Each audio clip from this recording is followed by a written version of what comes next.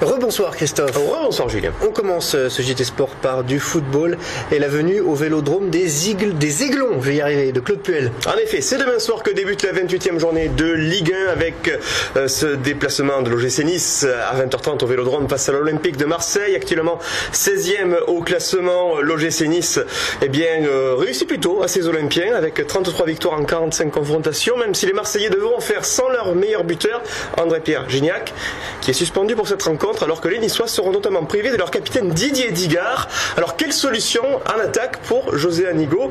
Premiers éléments de réponse au micro du Phocéen. Au niveau des attaquants, on a 3 attaquants, que ce soit Dimitri, Florian ou Saber. Voilà, donc on tourne avec 3 puisque Dédé n'est pas là. Mais on aura des solutions quoi qu'il arrive. Saber avait une pointe à la cuisse avant Paris.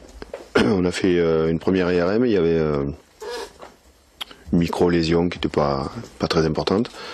Mais effectivement, il n'aurait peut-être pas pu jouer à Paris.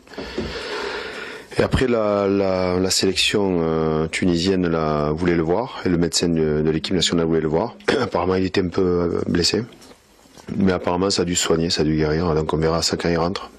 Alors Gignac, certes absent, mais chaque fois que le meilleur buteur marseillais n'a pas officié sous les couleurs olympiennes cette saison, chaque fois l'OM s'est imposé, c'était en septembre dernier, face à Lorient et Saint-Etienne.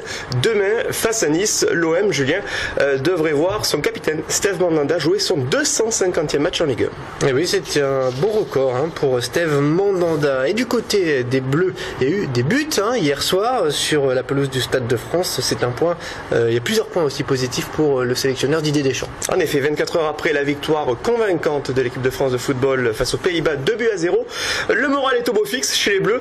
Pensez donc, cela faisait 17 matchs que les Néerlandais n'avaient plus connu la défaite. 2 réalisations victorieuses de Benzema et d'un étincelant Matuidi ont apporté des motifs de satisfaction à Didier Deschamps. D'ici au 15 juin, date du premier match des Bleus face au Honduras, le sélectionneur national attend autant d'étincelles devant les buts, vantant au passage les qualités de son goléador merengue. Évidemment, quand il est à ce niveau-là, offensivement, c'est très intéressant pour nous. Dans tout ce qu'il fait, beaucoup de justesse, beaucoup de... Évidemment, c'est quelqu'un qui est adroit et aujourd'hui aussi dans l'intensité de ses courses. Donc c'est bien qu'il reste comme ça, qu'il garde ce niveau-là. Un peu de fraîcheur aussi, mais c'est très bien. Ça se voit sur son visage aussi. Il est rayonnant parce qu'il est en confiance. Et oui, on va passer au rouge et blanc à présent, du Soudan. Oui. Ah bon? Oui, parce que le Soudan est une équipe de football qui porte le crocodile. Ah bon? Ah d'accord, oui, là, il faut suivre là, oui. Donc les Soudanais de Nîmes, puisque c'est d'eux qu'on parle. Quasiment.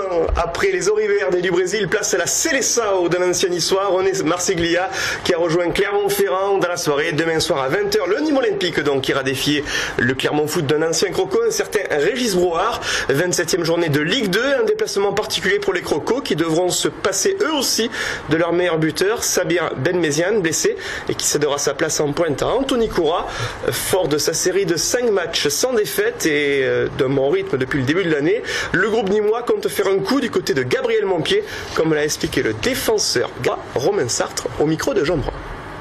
On avance, on continue à travailler. Ça va être un match très difficile là-bas. C'est jamais simple d'aller chercher quelque chose chez eux. Donc ils auront à cœur de se rattraper. Et nous, on aura à cœur de continuer ce qu'on fait de bien en ce moment. Donc ça va être un match difficile. On a réussi à recoller. Maintenant, on a rattrapé pas mal d'équipes qui étaient devant nous. Et maintenant, il faut refaire une série pour s'en écarter. Mais c'est pas l'objectif, le classement. Comme a dit le coach, on le verra à la fin.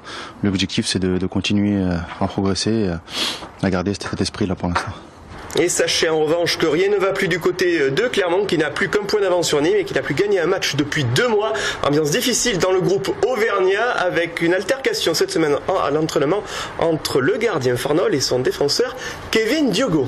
Eh bien, espérons que le Nîmes Olympique s'imposera. Donc après le ballon, on va passer à l'Ovalie, au rugbyman français, le 15 de France, qui souhaite se relancer face au 15 écossais. Oui, un mot de rugby avec la 4e journée du tournoi à destination. Une équipe France qui espère effacer effacer des mémoires la déconvenue galloise devant le Chardon écossais sur la pelouse de Murrayfield.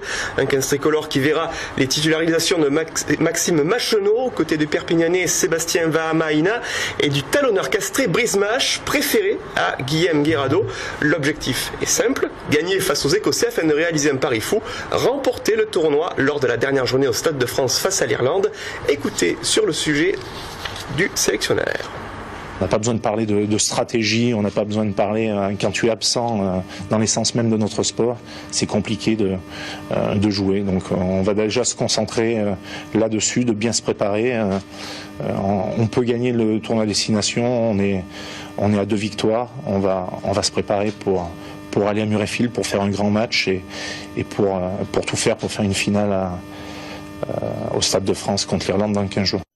Merci Christophe, vous êtes excellent. On va peut-être vous garder, parce que... Merci Jules, pour rendre le compliment. Merci.